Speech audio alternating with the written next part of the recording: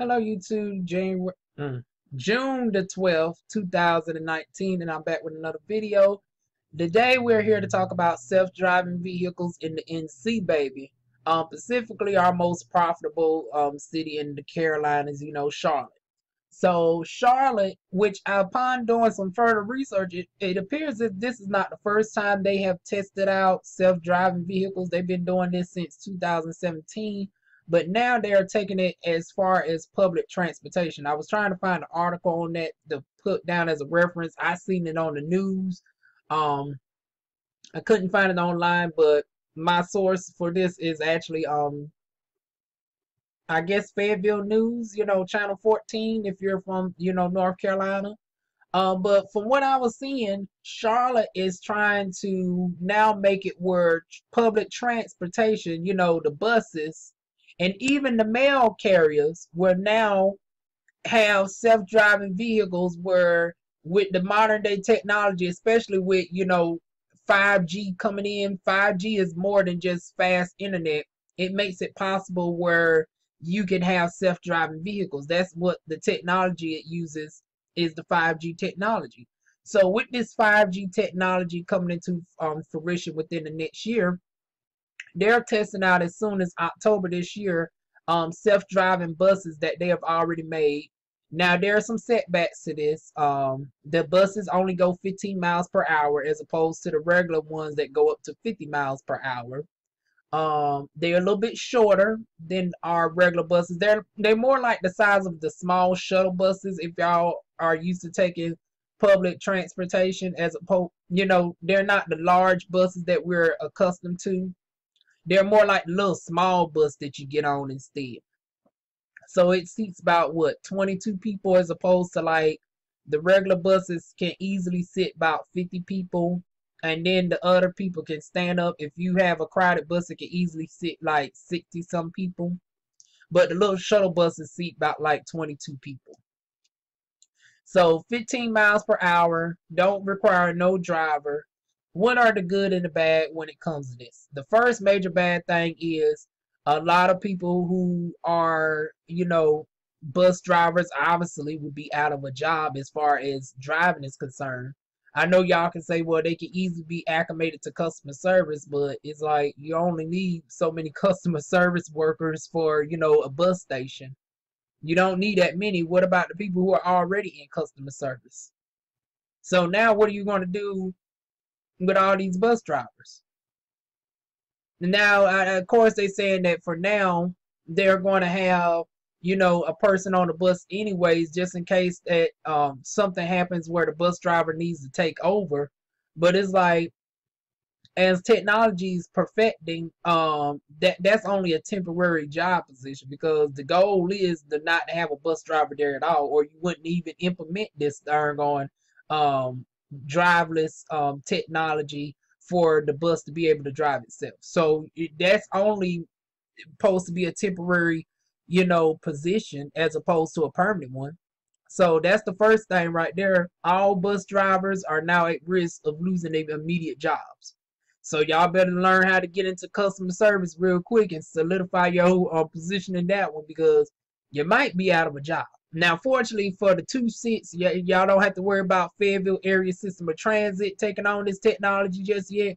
Hell, we just doing good, just being in the second year of having our major bus station. Because y'all know for the longest, our bus station used to be 2 trailers, packed up against each other. And it used to be way downtown near the darn on smell of the dog plant, honey. We done got from there to being across the street from the hospital, and we now got a major darn on bus station. We even darn on are partnered with the Megabus. So the Megabus uses our bus station that can take you, to different states in addition to the fact that the buses now run 24 hours a day. I remember when all buses used to stop around, some buses used to stop at 7 o'clock at night, and then the other ones used to stop at 9 o'clock. And we never ran on Sunday. Sunday, you could not get bus services in Fayetteville, North Carolina. Now, the bus runs hourly on Sunday. and the bus runs 24/7. It's just the main office is not open after a certain period of time, but you can catch the bus all night long. All night long. But in the next coming years, I'm sure it's going to make it way down to, the 2-6, because we're also like a major city. Like, we're the most major country city in North Carolina. Versus Charlotte is like the main city, and then Raleigh is the capital. And then, you got Durham, Chapel Hill, all in that Raleigh area. And then Fayetteville will be like the most major metropolitan area for the country girls. I don't know about, the show enough country. I don't know how this technology is going to do in Lumberton. I don't even think Lumberton even has a transit system. But, towards the lower countries, this is going to start becoming popular in major years. And as it becomes popular, bus drivers are going to be, SOL. And it's like, what's the point of having a CDL at this point if, a lot of y'all aren't going to be able to utilize it? And I mean, and then with the fact that the technology is so skilled that even if the bus gets in an accident, I'm sure with the cameras and the technology set up on the buses, it can send out an alert to call the police and everything by itself without no human interference. So with that being said, what are y'all thoughts on this? I'm a little bit iffy on the issue. It's 50-50, but personally it don't affect me. But I do know a couple of bus drivers it will affect, and this is awkward. Like I said, definitely learn how to master up your customer service skills just in case, because like I said, it looks like a couple of people going to be out of a job in the next upcoming year or so. But there's where we're heading with self-driving technology. Hell, we already got the Ubers driving themselves. So ride sharing, as it's becoming more popular with Uber and Lyft making their public debuts. Honey, everybody's getting their bonuses right now. But always save up some money and learn a little side hustle, because they trying to darn go out them as well.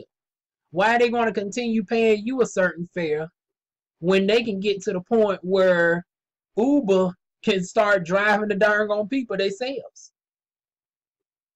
Now, of course, you still have, DoorDash, now it's impossible for them to, but then again, Walmart just came out with their own stuff. So it's like Uber Eats was just trying to darn on sell their darn on service. And now I can see why. Because the largest franchise in America that employs the most people is now came out with their own delivery service. So that darn on gets rid of Instacart and all of them. You can go around all of the ride shares and go directly to Walmart with their own platform. So now Walmart don't need a need for any of the rideshare services. So with all of this going on, a lot of people is going to be out of jobs in the rideshare market, in the transportation market in general. Like I said, they're trying to make this for the mail carriers. And I can definitely see that with the mail carriers, because the only thing you got to do is just put the thing in the box.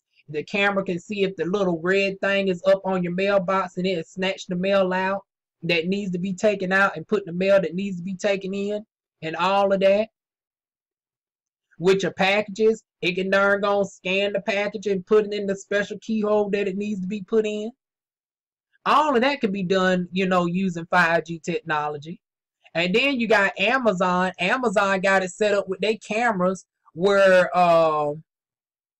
the worker can pull up the thing, your garage, and put it in your garage and get back out. But as technology increased, they having robots can do that shit now.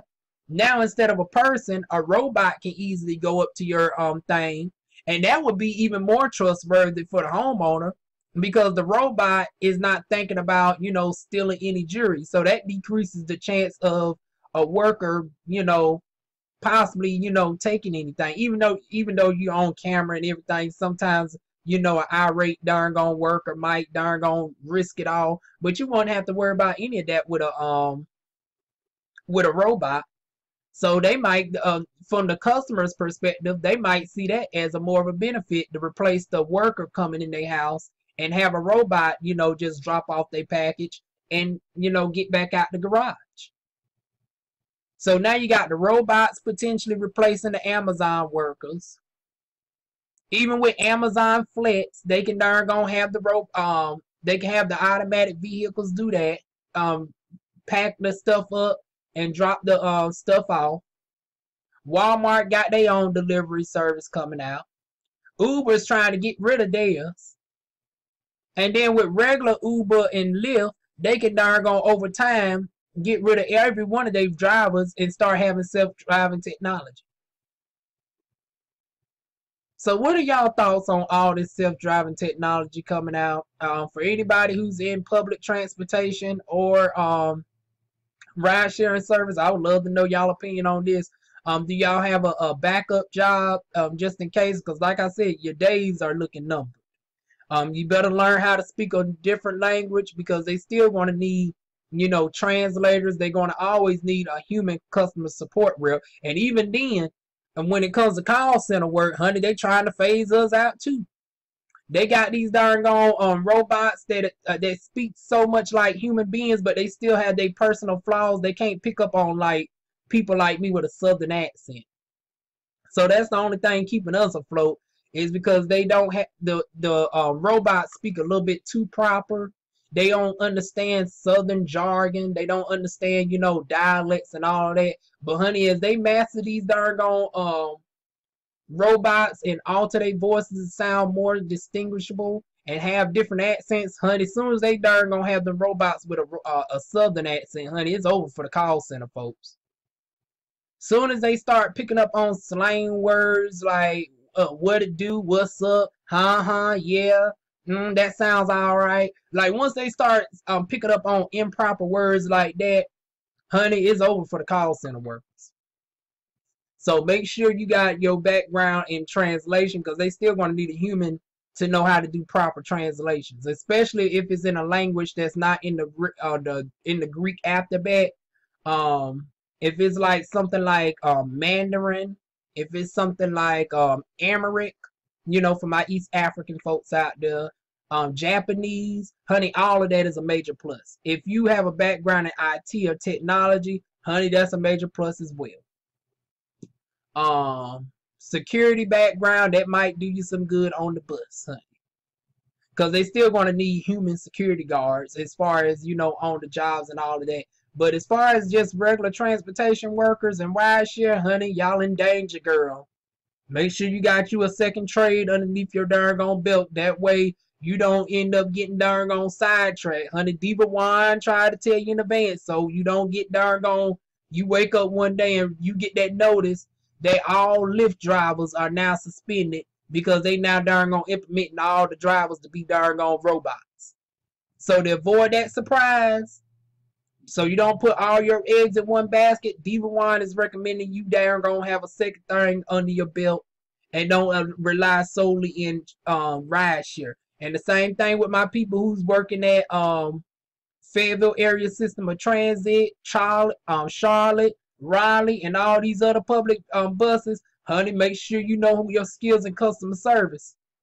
Make sure you good to be in the office instead once them darn gone buses all start becoming driverless. But I'd love to know y'all thoughts on this. Leave y'all comments, suggestions, and stuff down below. Like this video if it's helpful to you. Share, subscribe, and I'll see y'all soon with more videos. Mwah.